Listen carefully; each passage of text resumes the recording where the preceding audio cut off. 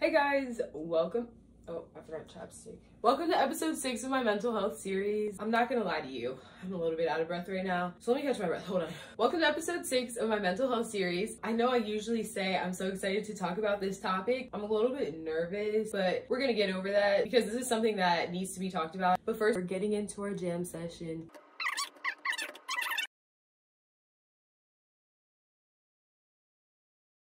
Never mind what haters say. Ignore them till they fade away. Consider them my proteges.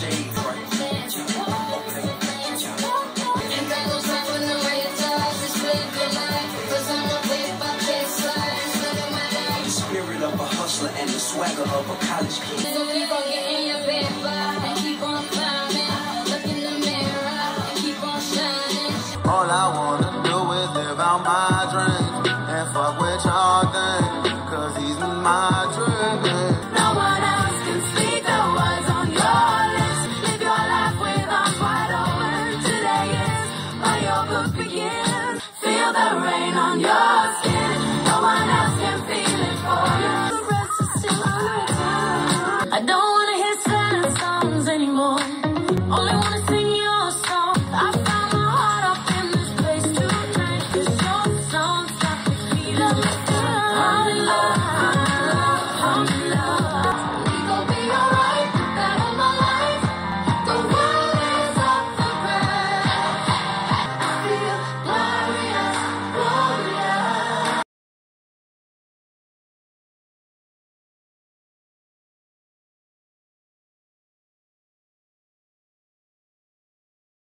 Been drowning underwater, just holding on to those notes. I don't wanna cry anymore.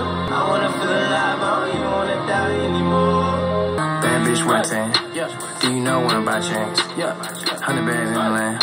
Hey guys, welcome to episode 6 of my mental health series. Today we are talking about suicide, which is a difficult, uncomfortable topic, but it's so necessary to educate people so that they can recognize warning signs and they can intervene when they feel it's necessary. It's preventable. A lot of people just aren't educated and they don't know how to approach the topic or ask for help. So first, I just want to give a few definitions. The definition of suicide is death caused by injuring oneself with the intent to die. The definition of suicide attempt is when someone harms themselves with any intent to end their life, but they do not die as a result of their actions. Suicidal ideation, it's comments or thoughts about suicide, and they can begin small, saying things like, I wish I wasn't here, or nothing matters. And over time, they grow from nothing matters to thoughts that are more dangerous. I have a few statistics on suicide. Suicide affects everyone. More women attempt suicide than men, but men are 4 times more likely to die by suicide because they use more lethal methods like suffocating themselves or using a firearm, as opposed to women who usually overdose, but women are moving towards more lethal methods. Depression is the most common condition associated with suicide. On the other end of that, more than half the people that die by suicide are not diagnosed with a mental illness. More than 1 in 3 people who die from suicide are under the influence of alcohol at the time of their death.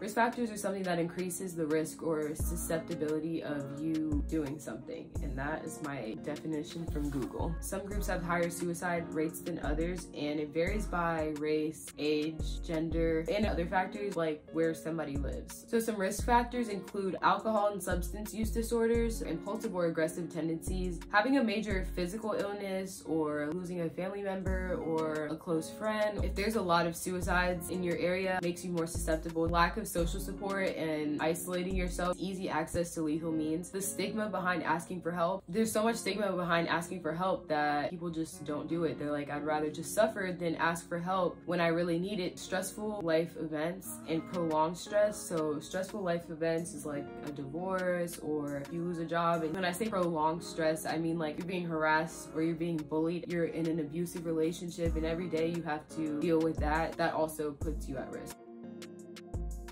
The warning signs help you know if someone is at risk, especially if the behavior is new, has increased, or seems related to a painful event, loss, or change. Family and friends are usually the first to recognize the signs, so it's very important if you recognize these signs to step in and get whoever the help that they need. The first warning sign is just talking about wanting to die or wanting to kill yourself. People joke about that. It's not something you should joke about because the more you say that, the more your mind starts to believe it. So you have to really be careful about what you say to yourself. But hearing somebody talking about wanting to die or wanting to kill themselves is definitely a warning sign and definitely a sign for you to step in. The next is looking for ways to kill themselves, like searching online or buying a gun. If you see something strange or you notice they're just doing things that seem lethal, definitely step in. Another warning sign is talking about feeling trapped or in unbearable pain. A lot of people that are going through stressful events, they might feel like what they're feeling is never gonna go away. When you get the help that you need and you heal yourself, you can get away from those feelings. Another one is talking about being a burden to others, really feeling like you're the problem, you have problems, nobody likes you because of your problems, nobody wants to be around you. And the last one is being angry and talking about seeking revenge, especially if that's not how that person is. Just being very violent is another warning sign.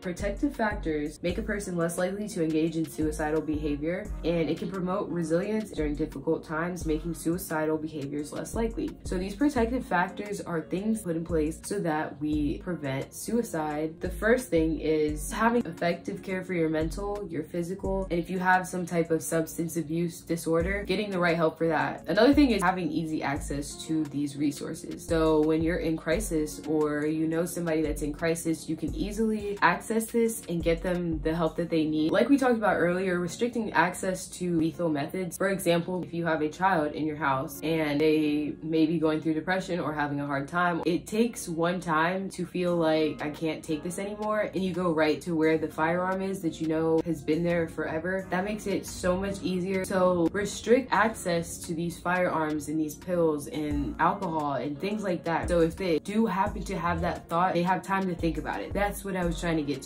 Another protective measure is just having supportive family members, having supportive friends, and feeling like you have somebody that cares about you is very helpful, especially when you're having these feelings and you're having these thoughts. Having skills in problem solving. Can you positively handle a negative situation? I kind of like that. Having those skills and being able to cope and being able to solve problems in a way that will help you, that really helps. Help your mental, help you as a whole, and the people around you.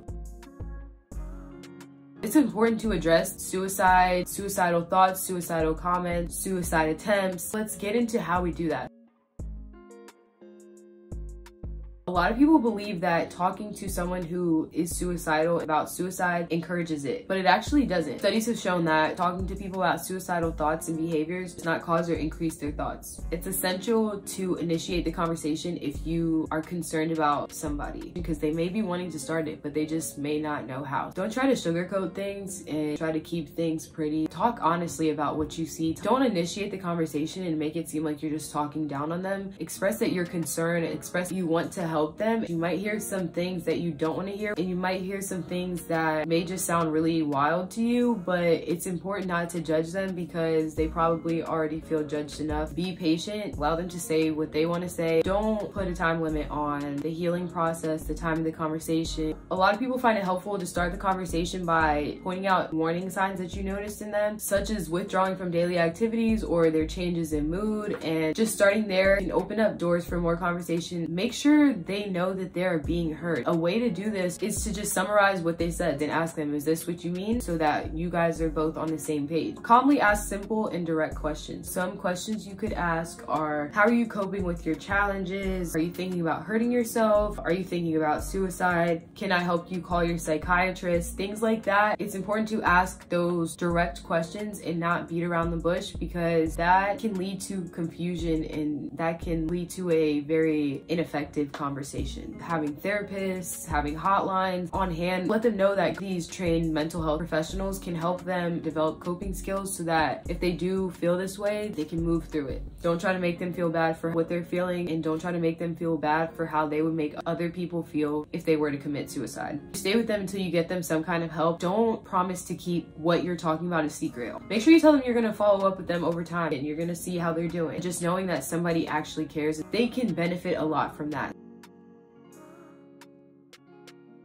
Plan out talking points beforehand. You don't have to have it down to every single sentence, but kind of have an overview of what do you want to talk about? What have you noticed? And what questions do you want to ask, so that you're not just throwing yourself into this conversation. And doing your own research, understanding suicide a bit more is a great way to help you feel more comfortable. Another thing, accepting your emotions instead of trying to hide them. Accepting your emotions could lead to a more honest conversation. Lastly, remember, you're not going to be able to say the perfect thing in your mind. You're just going to feel like, did I say enough? Did I say too much? An imperfect conversation is better than no conversation. Being open and creating a safe space is better than thinking that you're not ready to have this conversation. You have to intervene when you feel like somebody is at risk.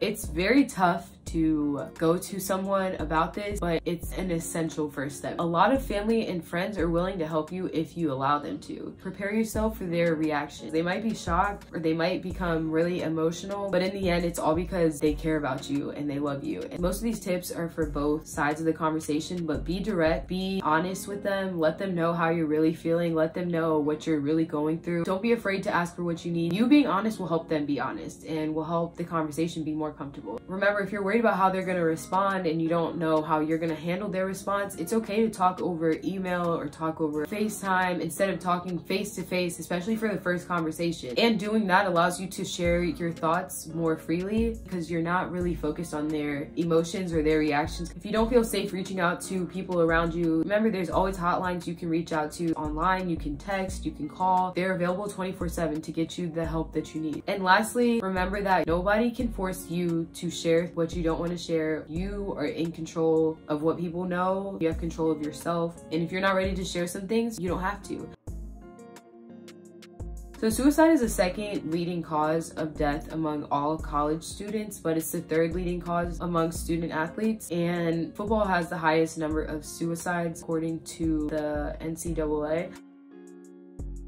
Being stressed, it's a whole umbrella of things. The pressure to succeed is huge. When your expectations for you are up here and you're here, a lot of athletes don't have the problem solving skills to be able to bridge that gap between their expectations and where they're at. And that leads to them being even more stressed because it's like, I'm working hard and I'm still not succeeding at the level that I am expecting myself to. Time constraints. Student athletes have to go to class, team events, practice, games, and they just start to feel like they can't handle everything that's on their plate because they don't have enough time to. They're also expecting themselves to perform at the highest level in every area of their lives. So that puts an enormous amount of stress on you. And then just the overall winning mentality that goes into sports. It's win at all costs. And just having that type of mindset can negatively affect your mental health. You have to know, what can I take from losing? What can I take from failing? And that will help you too. Some more risk factors are hanging out with people who participate in risky behaviors. So if you're hanging out with people who are drinking until they can't drink anymore, or they're taking drugs, or they're just violent, whatever, if you're hanging around those people, that puts you at risk. And also people that discourage getting help and that talk badly about mental health or don't talk about it at all, stay away from those people. But if you hang around those people, that puts you more at risk. It's very hard to express yourself and be yourself. And when you are yourself, that opens the door for harassment. And a lot of athletes are harassed. So that puts you at risk when you start getting harassed for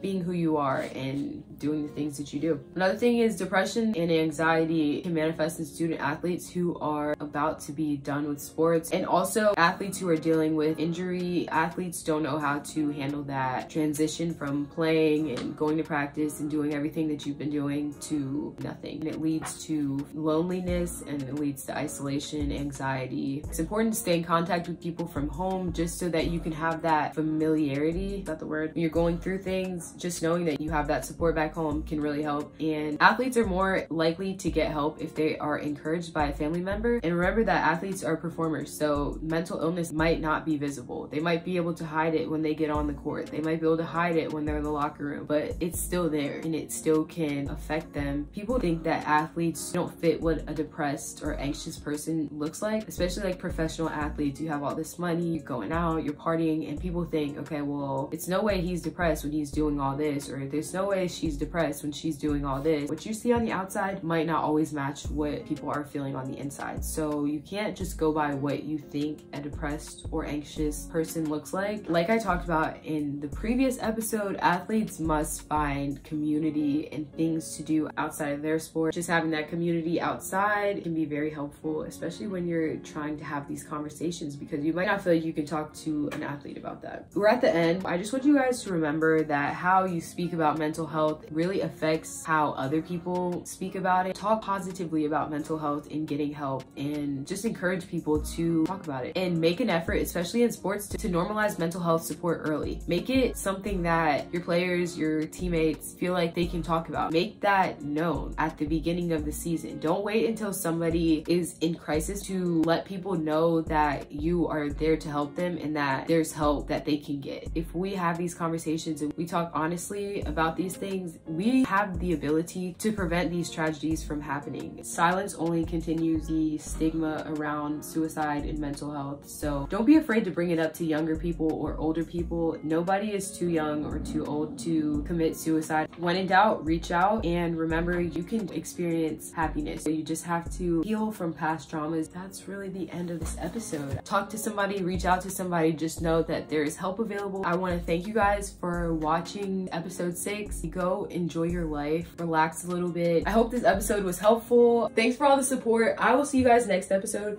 Peace out. Yeah, I don't really know how I worded that last one, but why can't I say this sentence? More things to do than I have time. And it's starting to storm outside right now. What am I saying? Why does this happen every time? Like, can I learn to charge my devices? Why am I stuttering? That would be really embarrassing if I'm like, you know, really confident about it being episode 6 and it's not episode 6. I gotta go.